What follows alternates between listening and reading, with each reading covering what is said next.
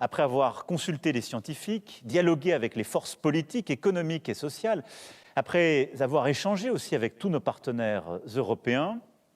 et pesé le pour et le contre, j'ai décidé qu'il fallait retrouver, à partir de vendredi, le confinement qui a stoppé le virus.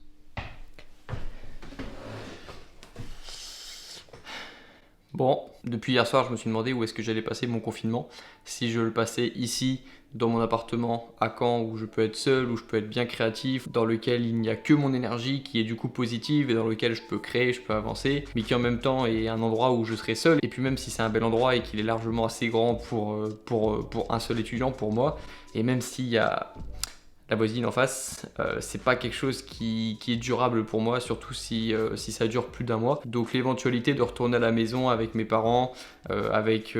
ma maison d'enfance qui est évidemment plus grande que mon appartement, qui dispose d'une connexion Wi-Fi normale, donc qui me permettrait aussi de faire mes vidéos, de suivre mes cours en ligne. Cette possibilité du coup, je l'ai prise en compte et du coup ça fait quelques heures que je me pose la question de si je rentre dans mon domicile familial ou est-ce que je reste ici à Caen, près de l'ambiance universitaire que j'ai d'habitude, près de mon université, avec toujours des potes dans les parages mais que je ne pourrais pas voir. Donc en fait, je ne sais pas vraiment à quoi ça sert de rester ici. Ça me rend un peu triste. Ça me rend un peu triste de laisser mon appartement parce que je commençais à m'y sentir vraiment bien. Ça me rend un peu triste aussi de laisser quelques potes, mais de toute façon, on n'aurait pas pu se voir. Et ça me rend un peu triste de laisser ma salle de sport, mais de toute façon, elle était fermée. Donc en fait, tu vois que je laisse beaucoup de choses ici, mais c'était des choses qui n'étaient pas accessibles en fait. Je pense que je vais rester près de ma famille, je vais revenir près de ma famille, je vais revenir dans ma région, je vais revenir dans ma ville, mais juste avant, il faut que j'aille à un dernier endroit avant de partir.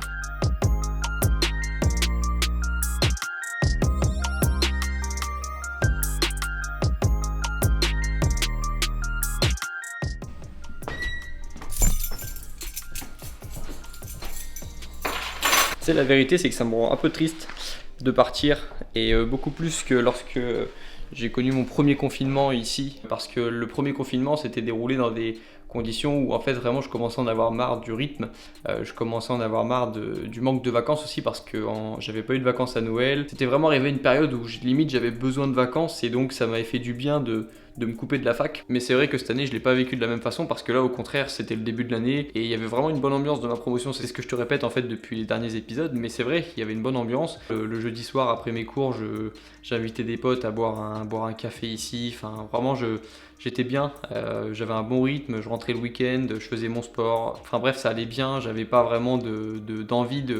même d'avoir des vacances. Et du coup je l'ai pas vécu de la même façon ce confinement, mais enfin l'annonce du confinement on va dire, mais je pense que le confinement en lui-même je l'avais bien vécu le premier, le second je vais bien le vivre aussi. J'ai déjà réfléchi à quelques projets que j'allais pouvoir faire dans ma chambre, qui va devenir du coup mon nouveau studio pour le mois prochain. Donc j'ai déjà pensé à quelques trucs à faire pendant mon confinement et je t'invite à faire pareil.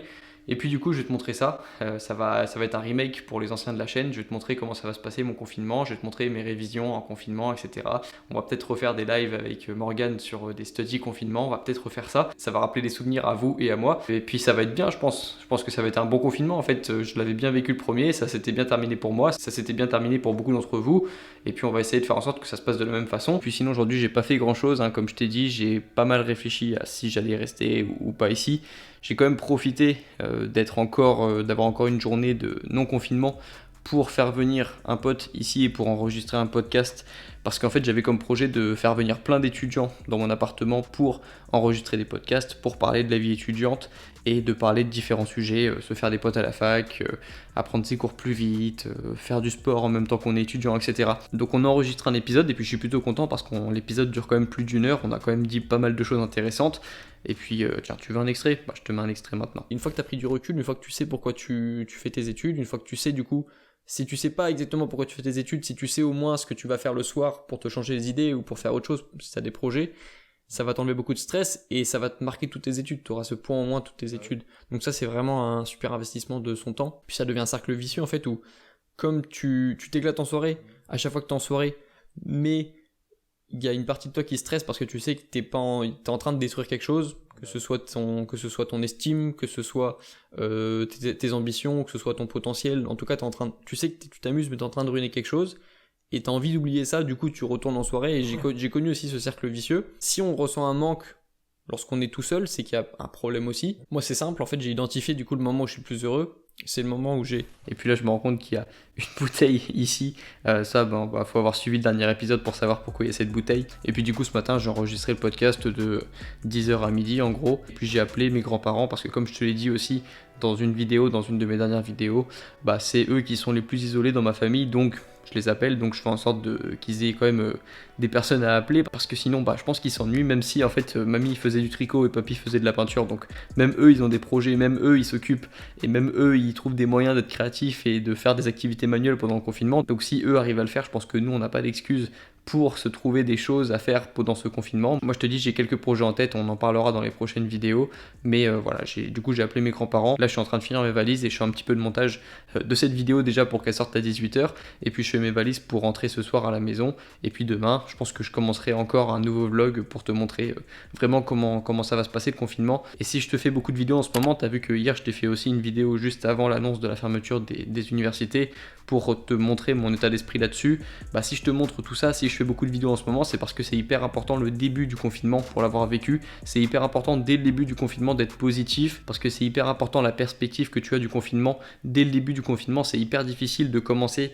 le confinement en se disant que ça va être horrible, que c'est la pire chose qui nous est arrivée en 50 ans, en 100 ans, parce qu'une fois que tu penses comme ça va devenir très difficile de se dire que le confinement c'est cool, qu'en fait il y a des choses à faire, alors que si tu commences dès le début en te disant que c'est quelque chose de positif, qu'il y a des gens qui ont réussi à faire quelque chose de ce confinement, qu'il y a des gens qui ont pu réussir à lancer des projets, qu'il y a des gens qui ont pu réussir à s'occuper, il y a des gens qui ont pu utiliser ce temps-là pour se recentrer sur eux-mêmes, pour faire ce qu'ils n'avaient pas le temps de faire, ou ce sur quoi ils procrastinaient depuis des semaines, des mois et des années. Si tu pars avec une perspective positive du confinement, il y a des chances que au fur et à mesure des semaines du confinement, tu aies des événements, tu aies des choses qui se passent qui te confirment ce que tu penses en fait. Ce confinement va te confirmer ce que tu penses déjà, et si tu penses que ce confinement est la pire chose qui peut t'arriver, il va se passer des choses qui vont te confirmer que c'était bien la pire chose qui puisse t'arriver. Et si tu pars en te disant que ce confinement c'est une bonne chose, que c'est quelque chose qui va te donner des opportunités, et au fur et à mesure des semaines, tu vas avoir des événements qui vont te confirmer cette idée-là, que le confinement c'est une opportunité. C'est pour ça que je te fais beaucoup de vidéos dès ce début de confinement, parce que moi c'est quelque chose que j'avais bien réussi à faire dès le début